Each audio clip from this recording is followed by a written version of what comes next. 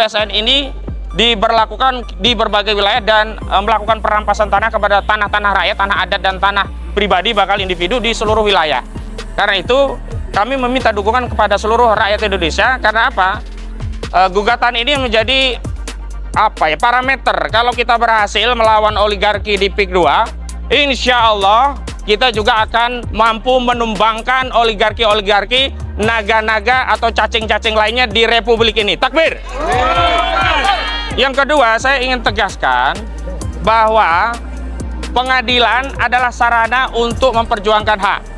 Dan justru saya kembali menagih statement Saudara Aguan atau Sugianto Kusuma yang dalam wawancara Tempo menyampaikan keluhan tentang masalah dengan masyarakat. Kalau ada masalah ya bawa saja ke proses hukum.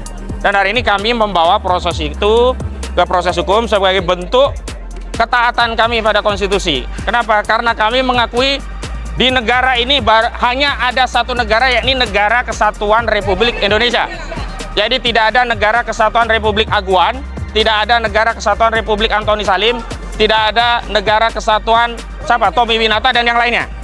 Karena itu segenap warga negara berkedudukan sama di depan hukum. Jadi sekarang posisi kita equal antara 20 rakyat.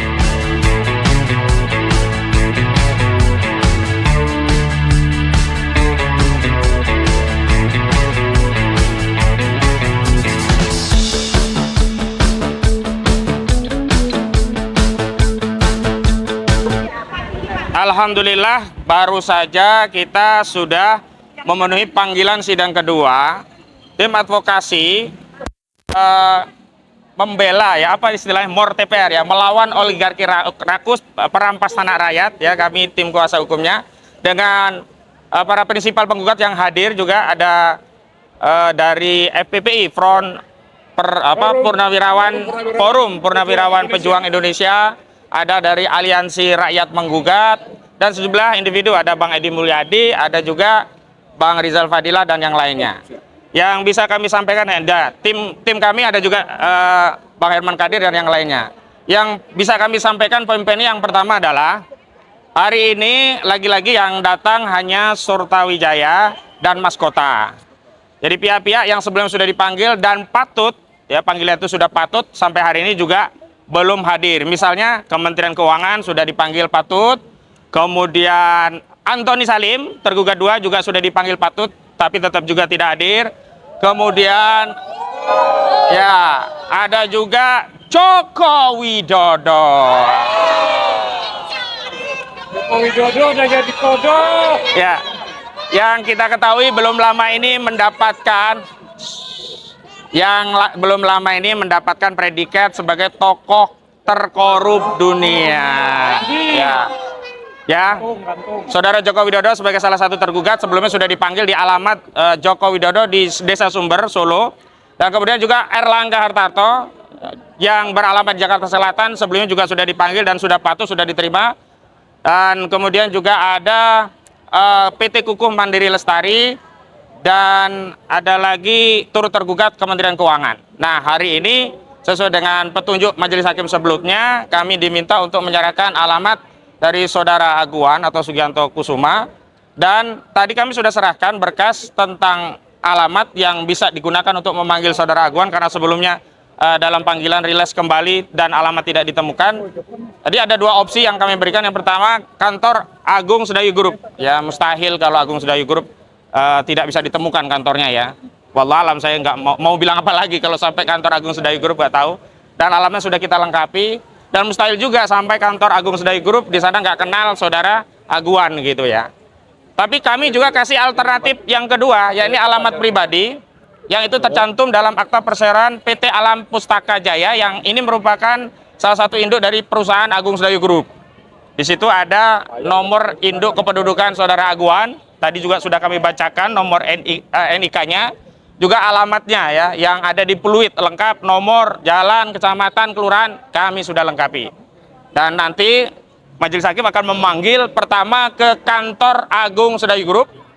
Kalau masih bandel, nggak mau datang, dipanggil di alamat pribadi. Nah, hal-hal yang ingin kami sampaikan adalah yang pertama, bahwa gugatan ini sebenarnya bukan gugatan kepentingan 20 orang saja yang menjadi penggugat, baik dari purnawirawan jenderal, juga dari masyarakat sipil aliansi rakyat menggugat, termasuk tokoh-tokoh, baik ada tokoh politik dan juga wartawan begitu. Sejatinya secara substansi gugatan ini mewakili kepentingan seluruh rakyat Indonesia yang hari ini yang mengalami kezaliman berupa perampasan tanah rakyat berdalih proyek strategis nasional. Memang kasus yang sedang kita advokasi hanya di kasus Pantai Indah Kapuk II di Banten yang hari ini menjadi materi muatannya. Tetapi kita tahu bahwa PSN ini diberlakukan di berbagai wilayah dan melakukan perampasan tanah kepada tanah-tanah rakyat, tanah adat dan tanah pribadi bakal individu di seluruh wilayah. Karena itu kami meminta dukungan kepada seluruh rakyat Indonesia. Karena apa? Gugatan ini menjadi parameter kalau kita berhasil melawan oligarki di PIK 2, insya Allah kita juga akan mampu menumbangkan oligarki-oligarki, naga-naga atau cacing-cacing lainnya di Republik ini. Takbir! Yang kedua, saya ingin tegaskan bahwa pengadilan adalah sarana untuk memperjuangkan hak. Dan justru saya kembali menagih statement Saudara Aguan atau Sugianto Kusuma yang dalam wawancara Tempo menyampaikan keluhan tentang masalah dengan masyarakat. Kalau ada masalah ya bawa saja ke proses hukum. Dan hari ini kami membawa proses itu ke proses hukum sebagai bentuk ketaatan kami pada konstitusi. Kenapa? Karena kami mengakui di negara ini hanya ada satu negara, yakni Negara Kesatuan Republik Indonesia. Jadi tidak ada Negara Kesatuan Republik Aguan, tidak ada Negara Kesatuan Republik Antoni Salim, tidak ada Negara Kesatuan Tommy Winata dan yang lainnya.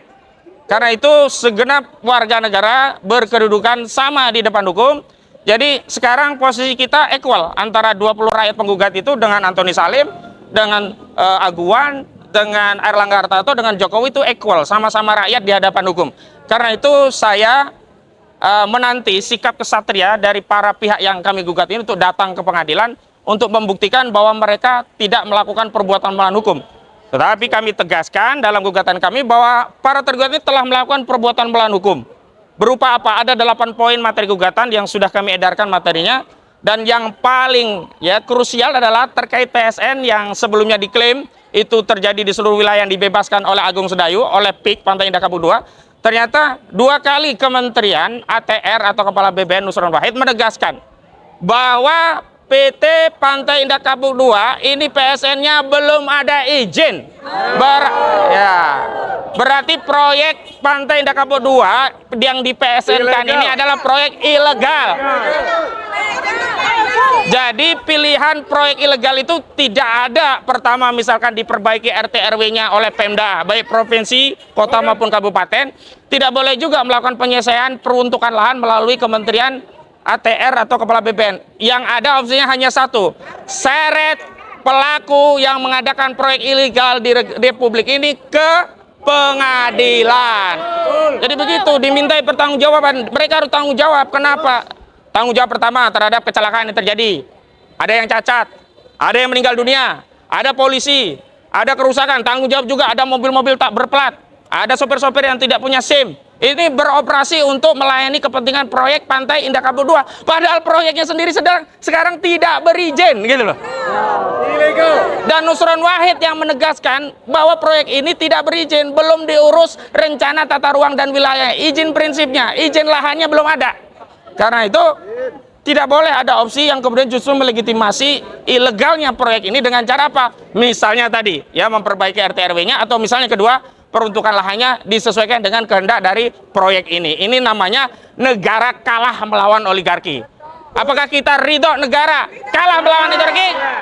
Apakah kita ridho tanah rakyat dikuasai oleh oligarki?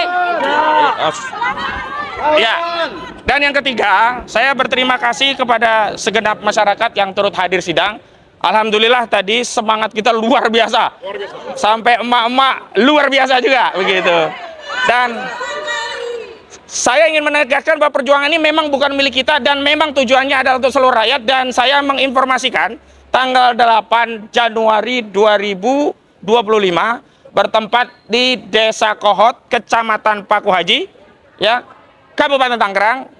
Kita akan bareng-bareng mendeklarasikan perlawanan terhadap oligarki dan mengembalikan kedaulatan tanah milik rakyat, Jadi siapapun yang berkesempatan hadir di sana, ada tokoh-tokoh, ya ada tokoh-tokoh dari purnawirawan, jenderal, dari Polri, dari akademisi, dari politisi, semua akan hadir. Dan insya Allah itu menjadi penanda bahwa proyek ini memang wajib dibatalkan. Demikian, Assalamualaikum warahmatullahi wabarakatuh.